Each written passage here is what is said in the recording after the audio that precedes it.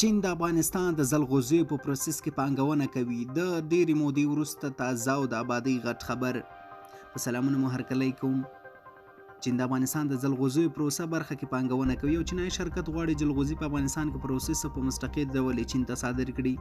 افغانستان د سوداګرۍ پانګونې خونې لوري خپره شوې خبرپاڼه کې ویل شوي چې د امین زونګ په نوم یو چینایي شرکت د رئیس د یادې خونې له غړو سره لیدنه کې ویلي چې یاد شرکت چمتو دی ترڅو د جلغوزو د پروسس او له افغانستانه بهر ته د صادرولو برخه کې پانګونه وکړي. د سوداګرۍ او پانګونې خونې د معلوماتو پر بنسټ پخوا به د افغانستان یوه اندازه جلغوزي پاکستان ته صادرېدله او امین زونګ شرکت به بیا د جلغوزي پاکستان کې له پروسس وروسته چین ته صادرولې. اوس یاد شرکت غواړي چې دغه برخه کې افغانستان کې پانګونه وکړي، په افغانستان کې پروسس شوي جلغوزي په مستقیم ډول چین ته ولېږي. مخکې په دې تړاو سوداګرو هم نیوکې کړې وې چې ویل کېده پاکستان د افغانستان محصولات په خپل نوم نورو هیوادونو ته لیږي.